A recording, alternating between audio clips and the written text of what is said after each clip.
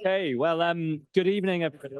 And welcome to PwC, first of all, and also welcome to the launch of the Data Sector 2024, being launched by New Philanthropy Capital here this evening. It's great to see so many familiar faces, but there are also some here that I haven't met before. For those who don't know me, I'm Dan Chan. I'm a director at PwC, and I lead our engagement with charities and charity sector nationally for PwC in the UK. At PwC, our purpose is to build trust in society and solve important problems. And what better way to do that than be very heavily involved and committed to the charity sector and the work that you all do, making a difference for society overall. I'm personally very proud of our association with MPC. We've worked with MPC on a number of different things. And in fact, I was personally involved in the first edition of State of the Sector back in 2017, working with Dan and the team. And actually, we've been involved in the 2020 State of the Sector, and now very proud to be alongside them for the 2024 State of the Sector 2. I think what's probably important for me is that this research not only serves to be insights and useful insights for the sector, but actually also a catalyst for action to really make that difference. So I'm really looking forward to what the speakers here have to say tonight. And with that, I'd like to hand over to Dan, who will chair this evening's event. But welcome, and please do stay on afterwards for drinks and canapes once we've concluded with the proceedings in this room. Thank you. You can't start an event better than having 2 downs, can you? Welcome everyone to the launch of MPC's State of the Sector 2024 report. As Dan said, I'm Dan Corrie, Chief Executive of MPC. As many of you know, most of you know, I think MPC is a charity that works to help improve the impact of the sector. We're very grateful to our funders and all our clients for making this financially sustainable. It's not easy. And I'm delighted to see you all here today. And we've got a great mix of charity, funders, funder leaders, civil servants, policymakers, just the right sort of mix that we wanted. This is a very important survey and bit of work for MPC, but also I think hope for the sector, giving insights from a robust survey into what the issues the sector is grappling. And this includes, and you'll hear from Theo in a minute, issues around contracting, campaigning, partnering with government at all levels, diversity, equity and inclusion, and even attitudes to the climate crisis within the sector.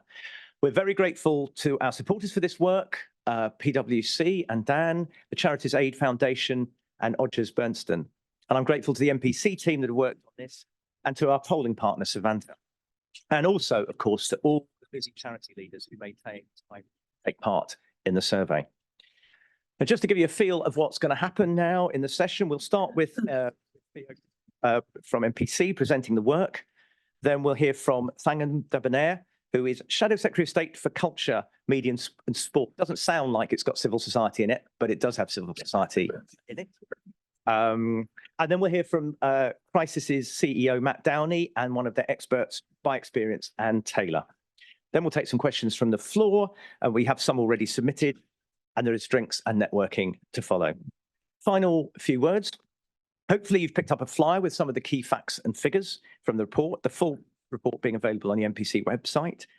The event is not being live streamed, but is being recorded, so it will be available to watch after. So I think you like it or not, you'll get an email from us with that link. Everything's on the record. We do have some journalists with us here as well. And just to mention as well, we've recently refreshed our policy advisory. Make sure we can follow up many of the issues raised by this work. Have a look at it on our website to see who they are. So that's enough from me. And now over to Theo to present the key results of the report. Hi, I'm Theo Clay, NPC's Policy Manager. It's been an eventful few years since we last ran State of the Sector in 2020 as the crisis hit, as the subtitle ran then. We're all familiar with the changes that have affected the sector over this period. And so with this research, we wanted to look forward. This year is probably an election year. And in this research, both the public and the sector told us they want to change the relationship with government. They're up for a reset. So what might that look like? With this research, we wanted to offer some initial findings. First, on the research itself, we're discussing 2 robust and sampled surveys here, which we ran concurrently. One is of charity leaders, 298 of them, and one is of representative members of the public, including 893 people who use charity services. This gives us three perspectives on the work that charities do and what these people want charities and the government to do differently. It also allows us to compare and contrast a little bit between them and draw out differences, for example, between what leaders think and what the public think on charity diversity, which we'll come on to in a little bit later. State sector is generously supported by the Charities Aid Foundation, Odgers Berndtsten, and PwC. So moving on to what we found. If we start off with charities' relationships with government, charities using other sources of income to subsidize contracts has been an ongoing issue for the sector. And here you can see the proportion of organizations who do this has remained pretty steady at around 2/3 of the charities that we speak to. This illustrates an ongoing issue not being addressed with public services that people around the country rely on. We dug into this a little bit more this year and found that 67% of organizations do this most or every time they deliver a contract, with the average organization subsidizing 35% of the value of the contract. Doing some analysis, this allows us to estimate the charities are footing the bill for public services by £2.4 billion a year. So what do we take from this? There are many reasons why this might be happening, but there is evidence that for some organizations, this is an unsustainable situation. And if services and organizations have to fold, people are going to have to rely on already very stretched emergency services instead. Moving on to where charities are around the country, we know that the regional distribution of charities is an issue, but there was a mismatch between charity leaders and the public's views on this. So here you can see the views of charity leaders, the users, and the public at large on the question of if charities are delivering where they're needed. Leaders felt that they were generally working in the areas where they were needed, with 83% saying they were doing this all or most of the time, whilst the public weren't so sure, with only 41% choosing these two options. And this view from the public is backed up by data analysis that we've done before in our levelling up work, which shows that charities and charity spend is clustered in the wealthy areas of the country. On a more positive note, despite the noise that we hear around culture wars and to what extent charities should or are getting involved, the public seem pretty relaxed about charities being active politically, at least to the extent that they are right now. When we asked, only 15% of the public thought that charities were too political, and a majority thought that they were in this Goldilocks zone here in the middle, you can see, of getting the balance about right. Interestingly, this rose to 63% of people who plan to vote Conservative who thought that charities got this balance about right, which might confound some expectations. And then what role more broadly should charities be playing in society? So we asked charity leaders and the public where they thought charities had a unique advantage when compared to businesses or the state. And you can see here their top 5 areas where leaders and the public thought charities might have an advantage. We have to be a little bit careful here when making comparisons because the wording and methodology weren't identical for some practical reasons, but you can see some alignment. Both agree that charities might have an advantage in delivering mental health and support for children and young people. Leaders also thought that charities play an important community outreach role. This might explain a support in the public for the government to work with the sector more in general. So with an election in mind with this survey, we asked the public and leaders what they wanted to see from the next government. You can see here 59% want the government to work in partnership with charities more. A majority want them to give money to work in poorer areas. And on the leaders' side, no great surprises. A majority of leaders want more use of grants, more charity consultation, and they also want benefit reforms. And I should say these stats are all for the leaders who ranked these as their top 3 priorities. So obviously things like benefit reforms is something that lots of people would want, but this was specifically around what proportion of leaders put these in their top 3 priorities. So moving on to some of the charity specific findings, we compared the views of charity users and charity leaders on diversity, which we know is a fundamental issue for the sector. Now, the headline isn't bad news. Charity users were more positive than charity leaders, with 3/4 of users as a whole feeling that charity staff were fully or mostly representative of the people they served, whilst leaders were more split, with 51% choosing those 2 options. Now, this did surprise us because data shows that charity staff aren't the most diverse group, but this could be down to the types of staff that charity users come into contact with, i.e. more junior and frontline staff, as we know that charity leaders in particular tend to be less diverse. When we dug into specific groups, there were some mismatches where users were more concerned about the lack of, for example, LGBTQ+ staff and working class staff, to take 2 specific examples. Moving on to how charities involve their users, we can see a good rise in the number of charities in this graph on the left, charities who've been involving and consulting with their users over the 3 installments of this survey. But in terms of what's actually happening as a result of that consultation, there's been a drop in users being involved in the development of a strategy. This rose slightly from 2017 to 2020, but has dropped to the lowest point this year. Now, this is obviously a worry for charities who need to make sure that involving users isn't just a tokenistic tick box exercise, but actually has real impact over the direction of the charity. We asked charity leaders about the biggest risks that they face, and I'm not sure the top risks would surprise anyone who's familiar with the sector. The issues with funding, with rising costs, and recruitment being well documented. But what is interesting is what this might mean for the longer term and systemic risks, which might be getting pushed out due to organizations trying to deal with urgent needs.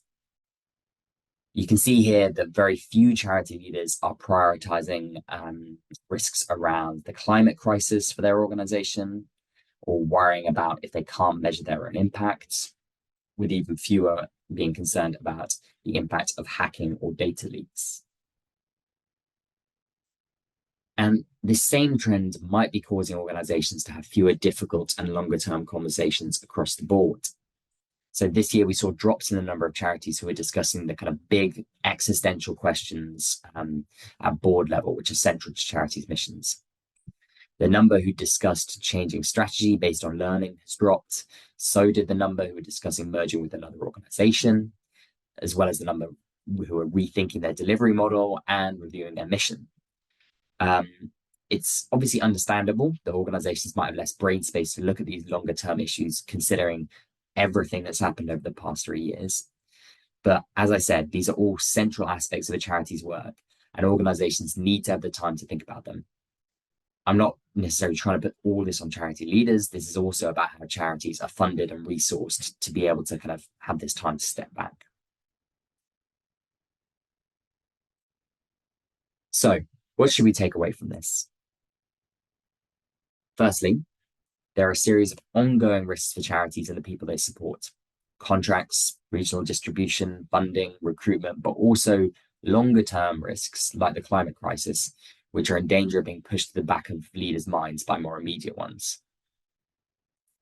However, there is clearly support for charities and the work that they do from the public, who thought that they've got advantages delivering mental health and support for children and young people, mental health support and support for children and young people, and who didn't think that they are too political.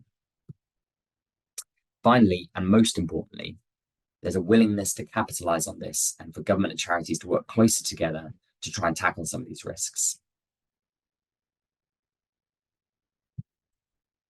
So what should everyone be doing as a result of this? Well, we're calling on the government to reset the relationship with charities by taking action in 3 places. Firstly, in decision-making, which has to be underpinned by new structures. It's really fantastic to hear some more positive tone towards the sector in recent months, and that is great to see. But there need to be ways for the sector to feed in once this initial honeymoon period has faded away. We suggested a few ways in the report of doing this, including a new civil society compact, reporting from all public services on how they work with the sector, or a Prime Minister chaired council of civil society leaders that can kind of feed in their views on policymaking. These are initial suggestions, but the key is that we need these structures to allow this relationship to build and thrive to tackle these issues. Secondly, a new approach to public services, particularly around contracts. This has to involve working with civil society at an earlier stage to develop outcomes together which really matter to communities and take into account the wider value and social value which organizations bring as a public service partner. And finally, and we know this is the hardest thing in the moment, but we do need new programs to tackle inequalities. We've called for social investment zones in the past, and these would require funding, but it's also about how decisions around those are made. We've called for co-produced 10-year plans, new devolved powers, and incentives to leverage in extra funding to achieve the aims that charities, communities, and local government identify together.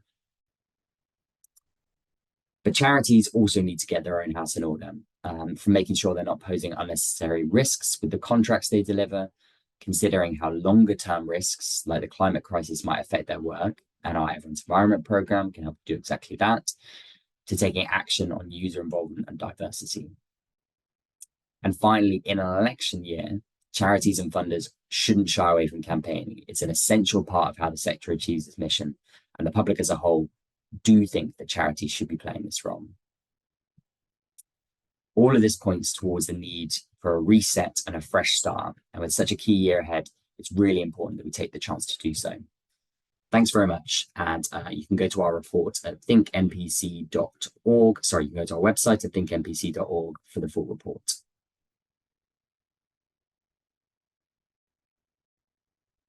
Thank you, Theo. And obviously that was well set up now for us to hear from Thangam. Thangam has a fascinating background. I'm sure it's kind of well known. I hope it's well known by now that she's an amazing musician.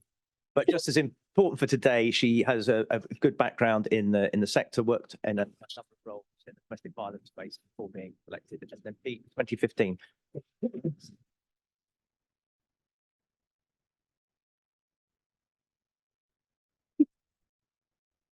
Put my speaking notes on the slide. It might. So thank you all so much for being here. Able to join you here. And it's a pleasure to see some of the same faces that I saw a few weeks ago, those who joined us earlier this year. And that felt to me like a really invigorating from you, from the sector. But I got that also from Keir Starmer and my colleagues, Lillian Greenwood, really dedicated to helping work with you progress in the way that Theo's described. I left with a real feeling of hope and a real feeling of the possibility of change. And now, as we mentioned, lots gets made of my former life as a professional cellist, but I did spend 26 years working in domestic violence charities, but also not just Women's Aid and Respect, but also our colleagues in victim support, in homelessness charities and other. I was also a long time ago a Girl Guide, and I was just reminding you. So there you are. So I mean, I feel like most but I feel like I really do know the value of civil society is our charities, our faith groups, that are in so many ways the same as the values that we have about supporting people since long before government gets. And you still reach into those places that the public and the private sectors just can't. As a local MP in Bristol, I see regularly the enormous positive impact that charities make on the lives of all citizens, whether they're receiving support or volunteering. And in increasingly isolated societies, horrible flashback to that in our bedrooms with a curtain covering the washing. I remember it well. But I didn't find that fun. I don't think many of us found that fun, being isolated, volunteering even then, even more so now as we've come. And in running, which I do, as that's my fitness stuff, to raise money for the Bridgestone project, an HIV/AIDS project in Bristol. I found a little community myself of an inspiration in it, mirror the best of Bristol. They are service user-led, diverse, reflective of who we are. And I'm guessing that that's because charities and civil societies have held communities, all of us really, together during what I believe has been a decade. So I want to say for that to people in this room and to organisations across the country whose work often goes unnoticed and uncelebrated. Thank you. As Keir Starmer so often says, it's now time for a decade of national renewal. And that's what you can expect from the Labour Party. You can also expect from us a greater spirit of the partnership, commitment to work with you as part of our mission-driven government, because we want to tackle the causes that communities all over the UK are facing. That will take time and it will take effort from all of us.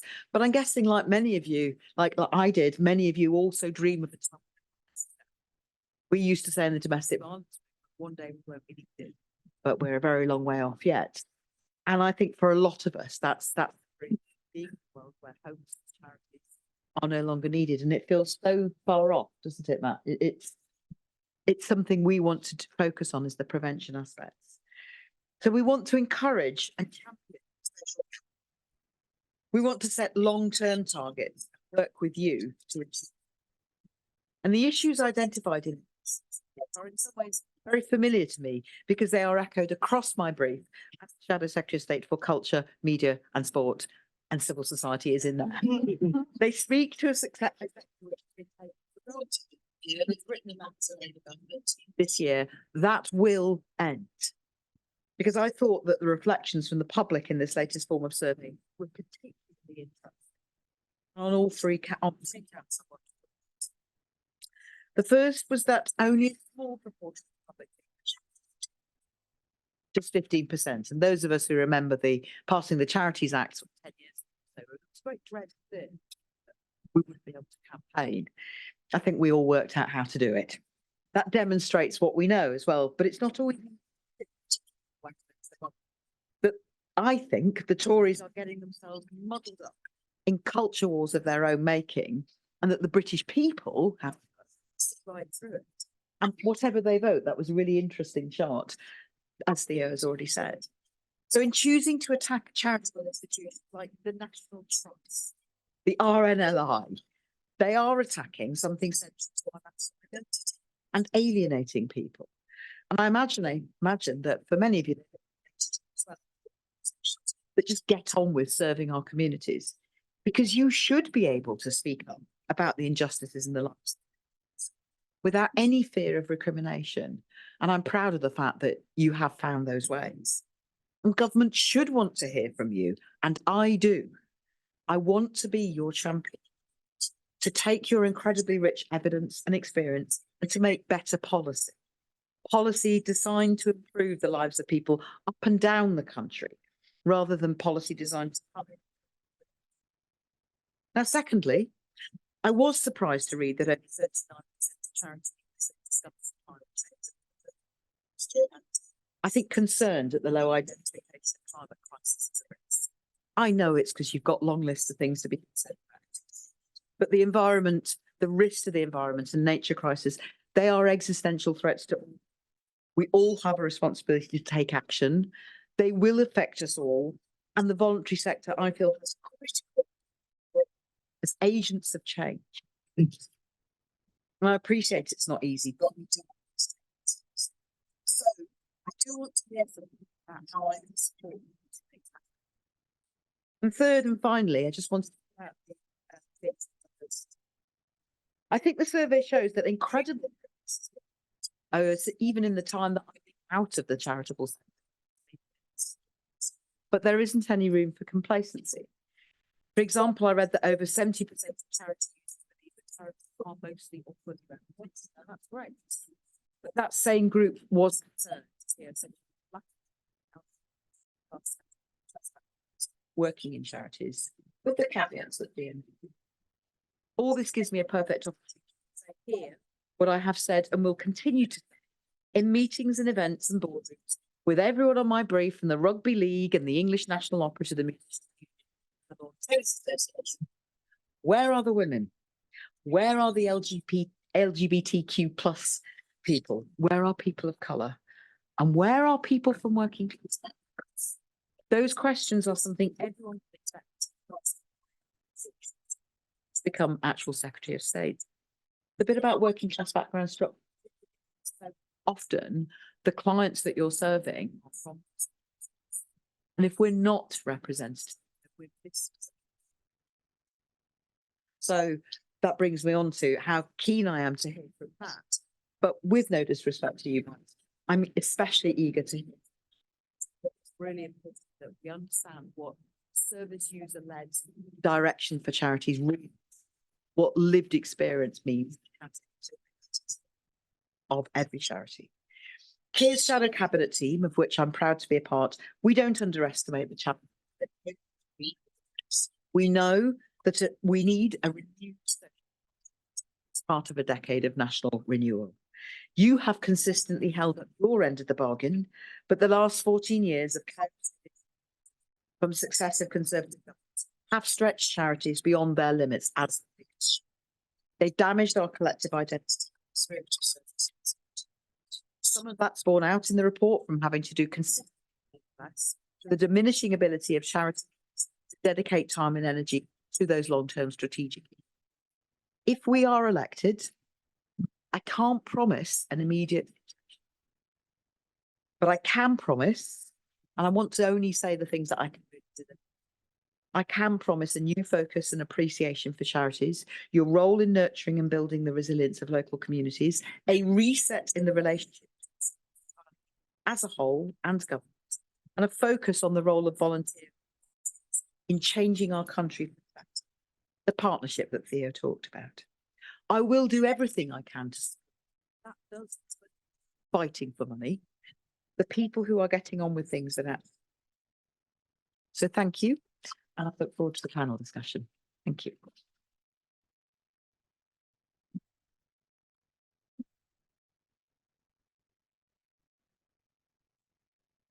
Thank you. Thank you very much, Thangam. A lot to be optimistic on those things. Next, going to hear from Anne and Matt from Crisis, and I leave you guys to introduce yourself as you would like.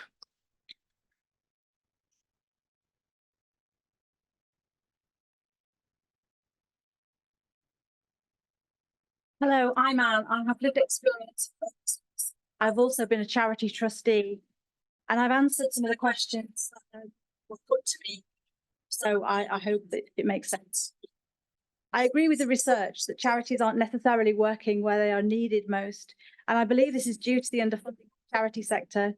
There's a greater need than ever before for charities to enter the void that exists where governments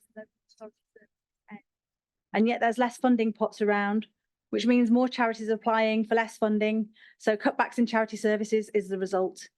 The position is not sustainable. I was helped by a charity that provided a great service for me. They lost their funding, and now that valuable service no longer exists. Fundraisers have become vital to the survival of charities, and yet they seem to be like gold dust to find, which puts unhelpful pressure on CEOs of small charities to take over funding applications, which takes them away from their role of running the charity and creating a vision for the future of the organisation, because they are firefighting for the funding of their core services. Charities that seem to be surviving are the ones who have financial help from the business sector. They have the resources to fund charitable activities. So it seems that charities need to court large businesses to fill their income gaps as government help declines. I was asked about user involvement tokenism, and I believe that charities that I know that charities that I've been involved with highly value user involvement and see it as core to improving their service provision. Charities do want to build services that work for their service users by involving them in service creation. However, as pressure is placed on charitable services, there's a danger that this position is eroded as charities fight to provide ever-reduced services due to funding cuts, and that inevitably reduces user involvement as there's not enough staff to do anything but basic service provision. Also, the funder can become the main stakeholder, as they have so many regulations as how charities should spend the funds they're given, that service users' needs are secondary to those of the funder. So yes, I do agree that user involvement is in danger of becoming tokenistic. I don't think it's intentional, rather a result of increased pressure on charities.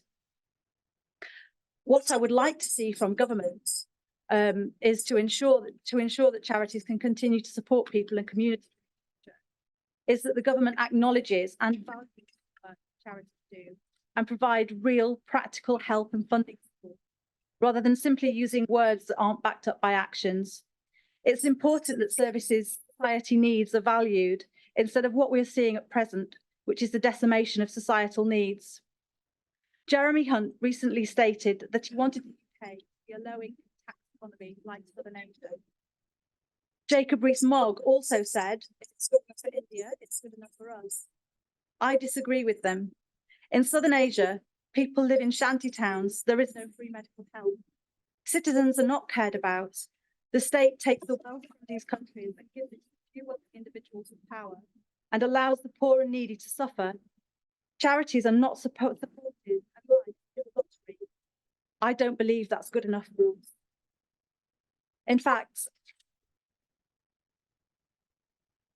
I think that a successful country is only as successful as its most disadvantaged citizen.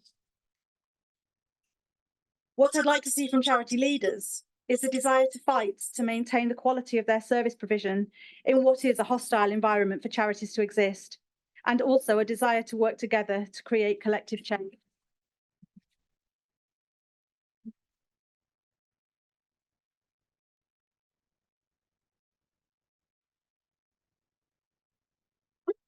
Thank you, Anne. It's amazing. Thank you very much. Hello, everyone. My name is Matt. I'm the Chief Executive of Crisis. I have no idea how I qualify to stand here, but here I am. So the report's amazing, and I can't cover all of what's in there. I just want to cover three things that struck me. I want to talk a bit about the commissioning, the arrangements that were about, something about the idea of charities not being too political, and then finally on the climate issues that were raised as well. So in relation to commissioning and the variety of effects that has, I think it's clear now that the relationship between the state and the third sector is muddled. In extremis, we have, on the one hand, being too close to government, falling into traps of sacrificing your own balance sheet and your own financial future for the closeness of contracting and various other things that are well documented. And on the other hand, we're too distant, too adversarial. We're attacking each other. We've got politicians and the political media attacking charities, and some of it going the other way round as well. I do think there are some natural tensions between the state sector. We should embrace them. There's a tension between the idealism of our causes and the practical, fiscal, political realities that politicians and civil servants face. And I think by naming and using the strengths of the sector, that can become the hallmark of a new functional relationship between state and sector. It should be a confident and secure sector that both prompts and helps government achieve its aims that we share. Caroline Slowcock's here in the audience somewhere. There she is. Who, as many of you know, had an incredible career within the civil service, working for Thatcher and many other amazing jobs, and talks of a time when charity leaders were asked in government for their opinions and were even paid for their time. Imagine that. The challenge back to us from government should be to be needed for that. It should be that we have the blueprints for the social progress that we want to see. that we've thought deeply about how it is, whether it's homelessness or anything else, that if we were in charge and we were asked in the door, that we would have the solutions that people would want to see. Back in 2018, Crisis produced a plan for how you end homelessness in Britain, kindly looked at by PwC and costed. By the way, it costs about £9 billion over the year. Saves 56 billion. Thank you, PwC. Last year, Cancer Research UK incredible, much better than ours, incredible report about cancer diagnosis. Does exactly the same thing. If I was a Department of Health civil servant, I'd just be looking at it and thinking, let's just bring them in. They've done all the work we could possibly do. It's absolutely incredible. And I think the deal works the other way around too. I would ask any new government or incoming government to review whether the benefits of charitable status still outweigh the limitations. Some of that's practical, things like looking again at gift aid or removing the arbitrary limits on charity lotteries. Other things are symbolic, like removing the Lobbying Act. I'd also ask that government catches up with actually the reality of what the charity sector now is. For example, Crisis is about to open its first lettings agency. We take equity stakes in startups that can help tackle homelessness. None of that is in the pen portrait. Many other examples of really good stuff that's out there is in the pen portrait of what the charity sector is, let alone what government needs from it. And on the issue of whether charities are being too political or the fact that they're not in the general public's view, it's really helpful, once again, to see the public well ahead of politicians and the political press. And I think the data in the report really should prompt more confidence. Confidence for bold solutions. Look around on housing, on social care, climate change, mental health. God only knows we really need bold solutions. There's nothing standing in our way. There's a bit of perception from a bit of the press that we should just keep quiet, but let's totally ignore that. And actually, I would say that perhaps as a sector, we've got used to complaining a bit too much. I look, for example, and I have looked at this for another piece of work, at the criticisms that the sector has of the government's plan for net zero.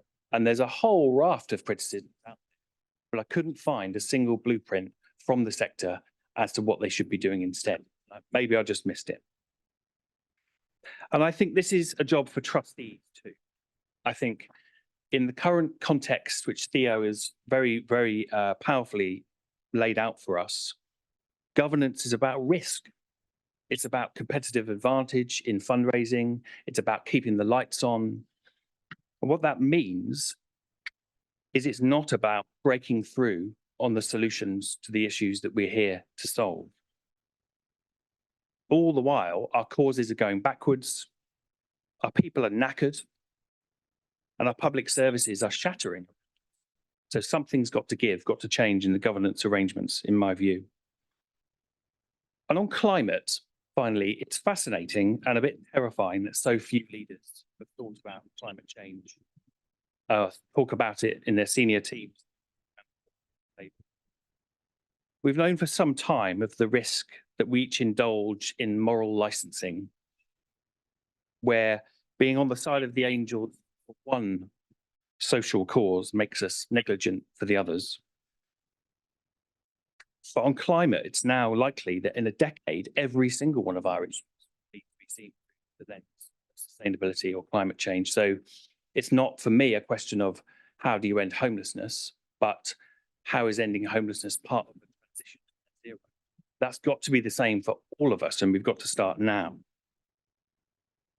It poses a challenge to the regulator, to sector trustees, which is that we need to start operating outside the traditional parameters of our individual charitable objects.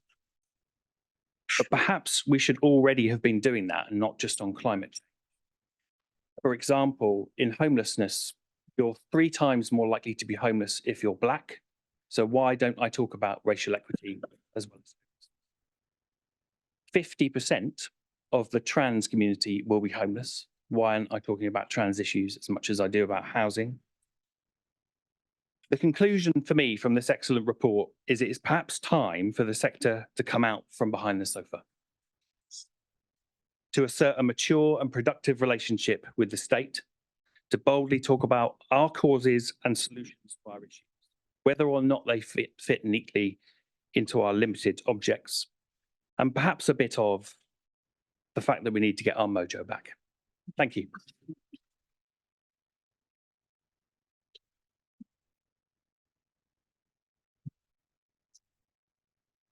Thank you very much, Matt. Thank you, and Thangam.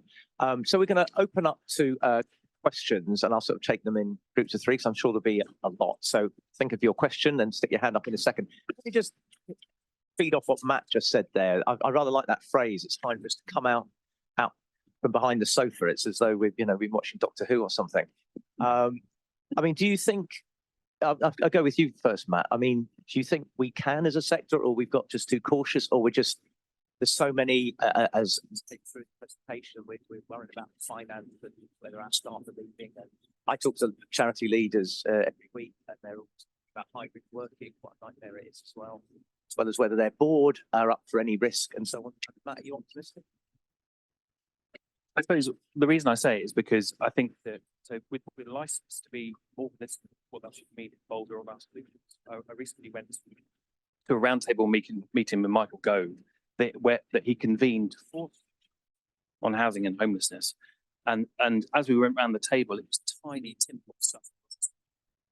We've got used to kind of asking for things to get worse on a slower pace rather than to get better at a more rapid pace, and that's what.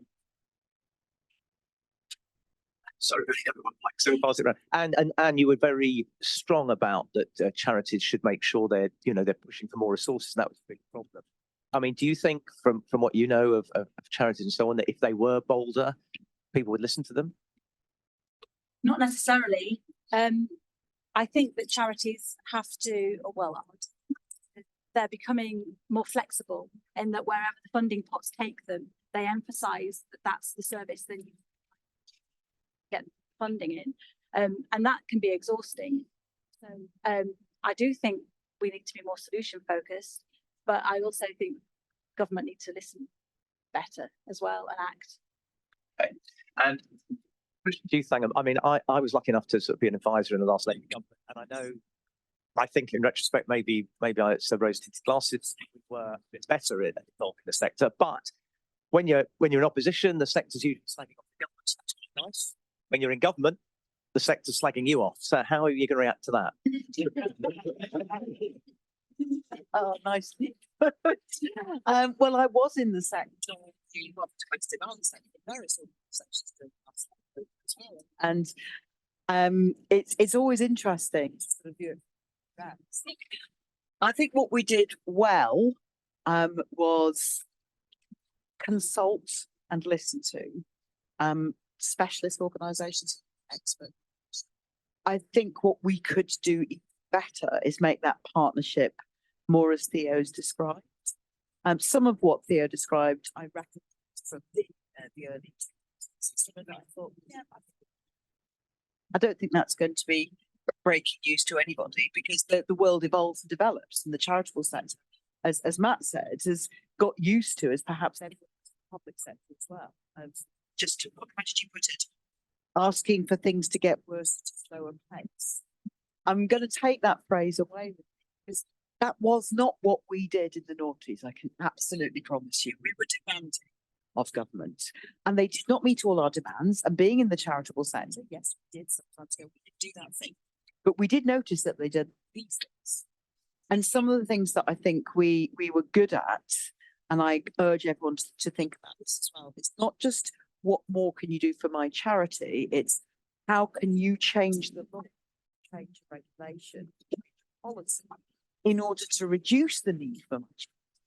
I really genuinely meant what I said. Some of us, not all charities, but some of us ought not to exist in a just world where we've had genuine social change. And if we aren't constantly thinking, how can I eventually remove the need for my existence? I really think we're doing it wrong. We're doing it in a paternalistic, old-fashioned benevolence model. which I think the entire sector wants to move away from if it hasn't already. So I do want you to think not just about how can we have better funding structures, but also what is wrong with the law, what is wrong with policy, what is wrong with the operation of a local authority department that's assessing need. What is it that we can change that it's not just that's not as an excuse for the fact that money is going to be tight, and we are going to have those arguments, and you will get sometimes. You should always be pushing the boundaries, and it's to say and don't forget also be trying to change the system, the social structures which exist, the reasons why you are needed in the first place. I hear this from cancer charities, but they get better and better at saying, yeah, one day. And if you can do that for cancer, I think you can do it for domestic violence. You can do it for most, not all of what we do. To be honest, Angela, I think we'll always need the girl guides. But that's why I say it's not every charity that's going to do it. Change this law, I would think quite so necessary, but don't forget to make those. Thank you. That's a good offering. I hope everyone will get their ideas in and be banging them into your office. We've got some questions from the floor. Okay, I'm going to go 1, 2, 3. Right. Thank you. I've got 2 questions. One for Theo and the other for the MP. Thangam. Say who you are, please. So if I refer myself as a academic, so I'm Maxwell Ayamba. I'm a journalist and also an academic and the CEO and founder of a charity called Sheffield Environmental Movement. So my first question really to the MP is, you spoke about the climate crisis as an existential threat. How can we trust a lower government that has reneged or reversed its plans to decarbonize the economy, having announced initially that it was committing £28 billion, only to slash it down to 4.7 billion? And then my question to Theo is, I just want to find out the Charity Commission as the regulator of charities, were they involved in this research? Were they consulted? And secondly, this data, have you shared with the Charity Commission? And what have they said about it? Thank you. Thank you, Maxwell.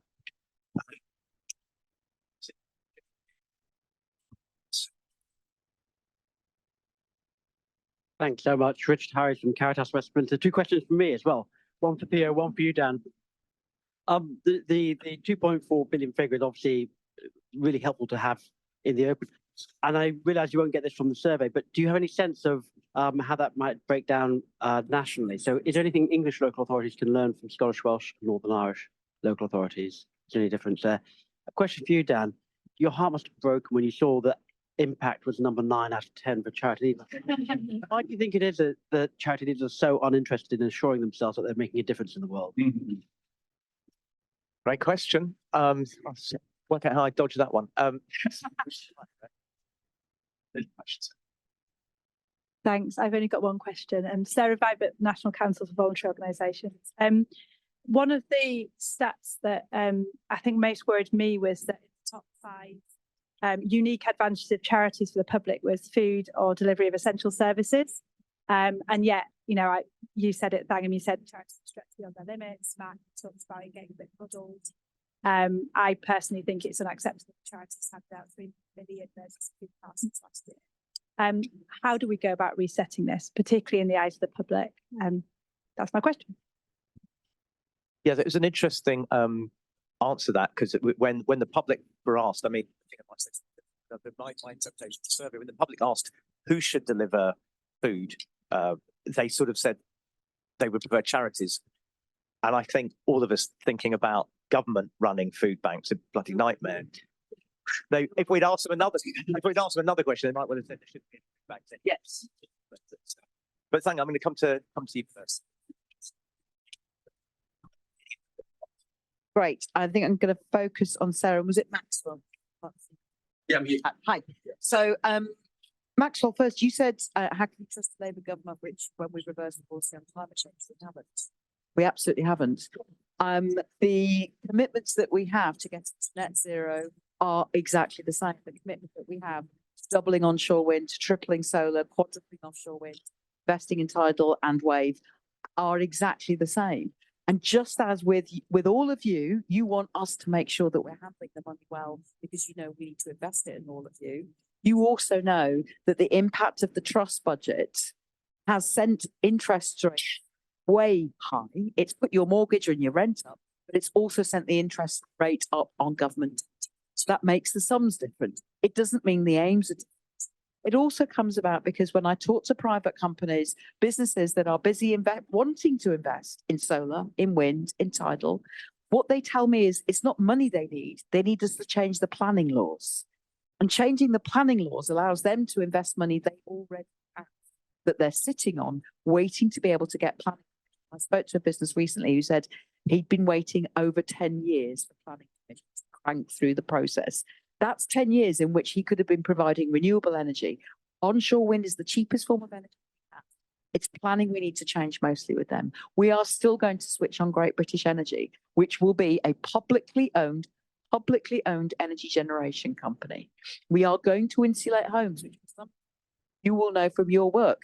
It's being cold and living in a damp, drafty home that is costing people, and that's one of those preventable problems of becoming Sarah, that we shouldn't be having to talk about cold, damp, drafty homes being one of the main reasons why people end up and in hospital.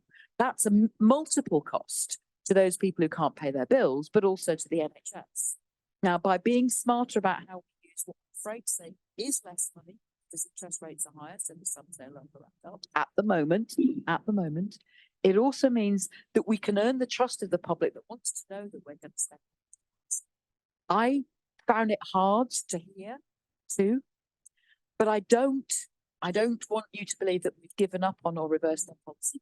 Absolutely haven't, because we know the climate crisis is the clear and present danger to us all. And it is also by investing in those industries that we get great jobs, that we insulate homes, that we make sure, ideally, that we're getting the economy booming so that we don't need food banks anymore.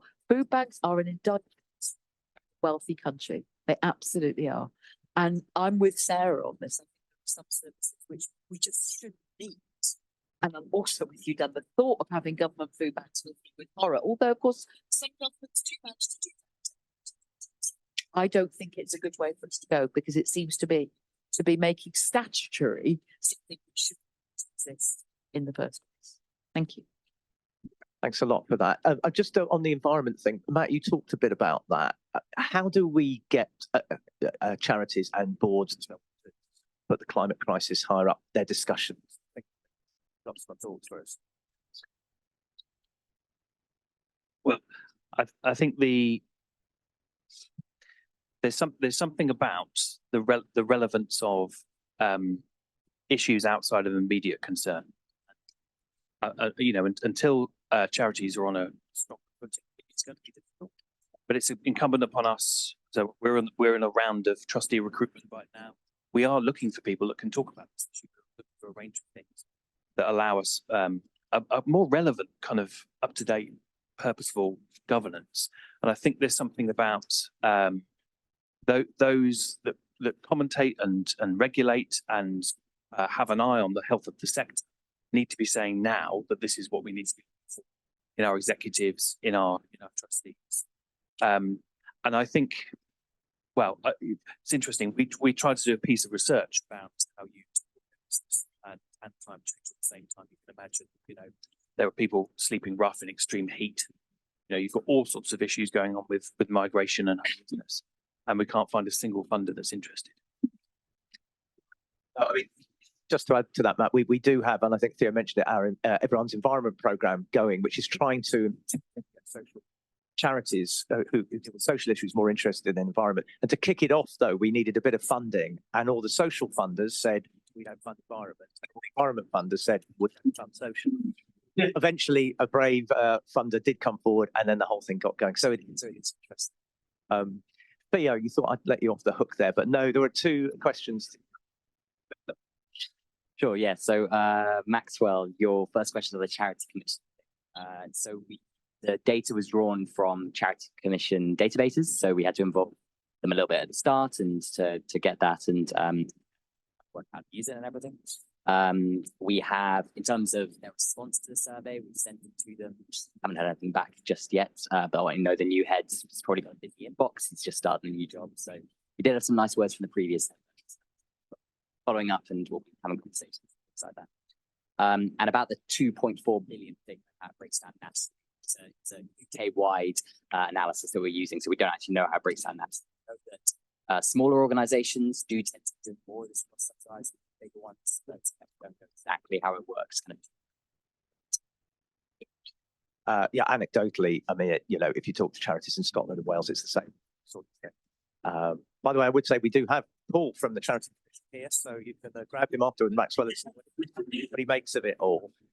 Question that was to me, yes, we're all about trying to improve the impact of the sector. It's all about charities thinking about the resources they've got and using them as much as possible to fulfil their mission. And I think charities do think about that, but we're not naive at NPC. We know it's always an uphill struggle because charities often, the burning platform is the funding, and that they will think about that more. I think probably all of you involved in charities are very well aware as well. Sometimes we've done strategy work for charities, and we've said, why are you doing this thing? It doesn't seem to be very effective. There's no evidence it's effective. It doesn't seem to be consistent with your mission.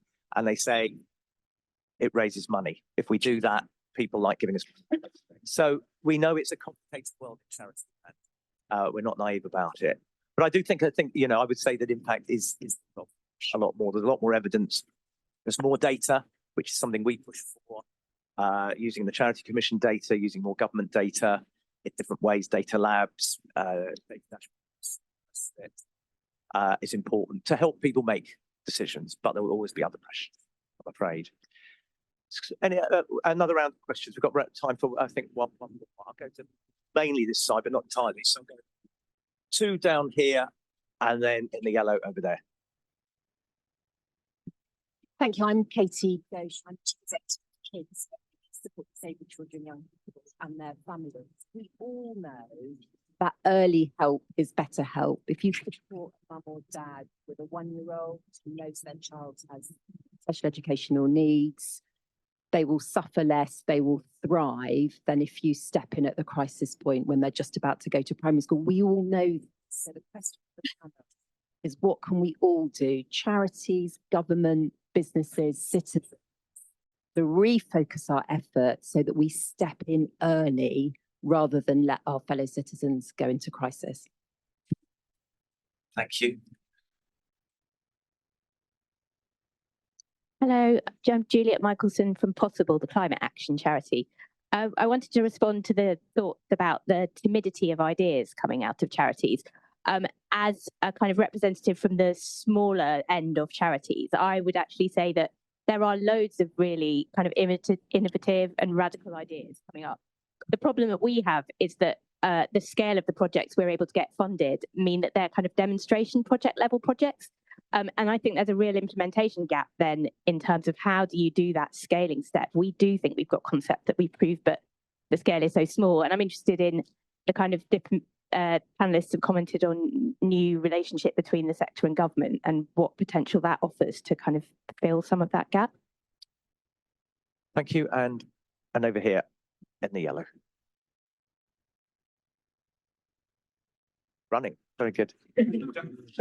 Ed Mayo, Chief Executive of Pilot Light. I've got a question around regulation. 62% of charities are subsidising public service contracts. Charity Commission guidance is that charities should be part of this and only use their own funds if they have. And they also say that this should not be the commissioning process. So is it that 62% of charities are acting possibly unlawfully, or more likely is it that 62% of public sector commissioning is breaking charity law by getting charities to do this? Very interesting way of putting it. I'm just going to add one other question in, and then I'm going to go to the sort of panel in reverse order, because then we'll stop and we can chat afterwards. The question which somebody actually said, how do we get this agenda of that we've been talking about today higher up the political agenda, I gave a speech at our annual conference in October and said, given my previous experience in politics and so on, I'd be amazed if anyone's manifesto had 2 sentences about civil society, and if we got that, we'd be pretty lucky. How do we change that? Anne, I'm going to start with you. Answer any of these questions or say anything you want to. Well, I think people need to care. We need to get society to care and stop them. Because there's been a huge breakdown of that, which means that and in terms of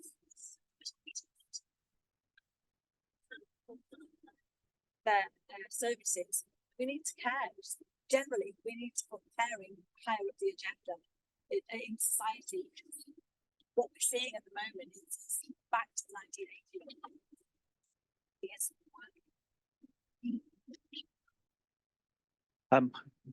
Anything? Answer all the questions or just So really taken by it. So a couple of things. So I think Kate's question around prevention, been really interested in the difference between making an argument for common sense.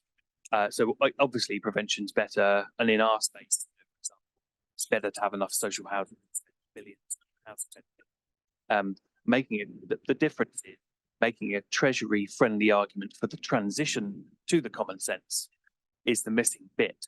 And what we find all the time is anything that says investor save, anything that says, credible kind of 3-year, 5-year plan gets chewed up by the treasury machine. And I think, is Ed, I'm really interested in it. I can't answer directly, but what I really would like is for, frankly, is for fewer charities to take. So what we're seeing is contracts that degrade the public realm, and I think as charities we need to make sure we're not doing that, not just degrading our own kind of financial future, but the quality of what's being provided is being degraded, and that's really a tragic use of what the relationship between the state and the sector should be. Yeah, just to pick up that one from Ed as well. I think so. Yeah, our charities break the law for our authorities. I think probably both in some places, in instances. We did a bit of work digging into the reasons behind this cross-subsidization issue for Kent County Council, who was happening in their area, wanted to know more about it. And there were instances of charities who were doing this clear-eyed and were doing it for strategic reasons and so on. So something. But there were a lot of other organizations doing this either because they had no choice or just weren't necessarily even aware in some cases that they were doing it. And equally on the commissioner's side, there were lots of commissioners who didn't really understand charity accounts, didn't know how much services were likely to cost, and couldn't kind of have an informed conversation with charities about how to tackle this issue. And that's why we're calling for a reset, because I think the only way to tackle those deep-rooted issues is to have this closer relationship where they can charities and government together try and get to the bottom, deliver outcomes that really matter for them. Okay, final word to you, Thangam. First of all, I think you added a final question, which for some reason. We get more than 2 sentences in the Labour manifesto. Well, the Labour manifesto is going to be short, so don't expect more than 2 sentences on virtually anything. And I mean, the reason that long manifestos don't get read, they just don't. And what's going to matter, I think, is it's more on how we actually live what the problem is. So if you set your test as more than 2 sentences in the manifesto, I think that's not going to work. I think we need to set your test on what actually happens in reality. And to come back to Juliet, for instance, who was asking about, what does the new relationship look like when you were talking about scaling up environmental projects? Part of that, and give you a concrete example from a manifesto commitment we've already made, which will be as part of our getting to net zero, as part of our green prosperity plan, is the wealth fund, which will be used to invest in community authority organisations in genuine partnership. So the scaling up money, we already know that that's where that's going to come from. That's not just about the money, but it's about devolving the power, the devolving of decision making. That takes, I think, quite a lot of bravery for a government of any colour to go, do you know what, we're actually going to devolve some of this decision making And we're going to let it be taken by the people who've got the most skin in the game, the closest to where it is, which is often local authorities, but it's often community organisations. It's often very local, very hyper-local social organisations. So it won't just be charities, it will also include social entrepreneurs. But I think that partnership model is there. Early years investment, I mean, I loved how Matt put it about treasury-friendly arguments. That sort of runs very deep at the moment in all political parties. And again, I'll develop that, I'll build. At the moment, I could give you hundreds of really good investor savings arguments that I completely believe in, all of them, every single one. It is factually correct that if I invest this much money, there will be this much saving, but I've still got to invest the money up front. And when interest rates went up, it did make a difference to government finances. Government debt has gone up, and it does matter to people because it is their money. So politicians have to make choices. In making choices, there will always be a really good option that didn't get chosen, a really good one. And I know because I've been on the receiving end of both decisions, even under a Labour government that was operating in relatively good and prosperous times. There were still choices that were made, and they weren't always the ones I would have wanted. So yes, you're absolutely right. I think making the investor save argument should be revived, however. I don't think we should give up on it. I really don't, because I think otherwise we're doing exactly what you said about asking for things to get worse slow. So I do encourage people not to give up on investor save arguments, but also to notice the fact that they're not all going to cut through, certainly not in the first few years of any new government, whatever colour that might be. And there was another one that I wanted to answer, a part of the Charity Commissioners one. I don't know the answer to that, and I'm going to go away and find out. But I'm rather philosophically with the previous answers. But I also recognise how hard that is to do. Your charity's mission is to do X, and someone is offering you 62% of the money to do X, and you can see a way of getting the other 38%. It's very hard as a trustee to say, well, we're not going to do it. Especially if you can see that the alternative is, well, who else is going to take that money? And it's an operation that you think will take the money and not do it very well. And you know you can do it well, and you know you can raise the money. So I defer to our Charities Commission colleague in one sense. Sorry, I don't want to land you in it, but also I take responsibility as politicians to go away and find out what the answer might be. I'll have. Thank you. You very much, Thangam. I just add, as an ex-Treasury person who looked at all these things, I would say one thing, and during the discussion about impact earlier on, make sure your evidence is good. When you sit in the Treasury, the number of organisations that come to you and say, spend our thing, it will save you money, and you look at the data and it's not very good. Doesn't mean it will happen if the data is great, but you've got a much better chance. Anyway, with that revelation that I'm a big person, really, just want to thank the panel for a great discussion. Thank you all for being here, great questions, and please thank the panel and then go and have a drink.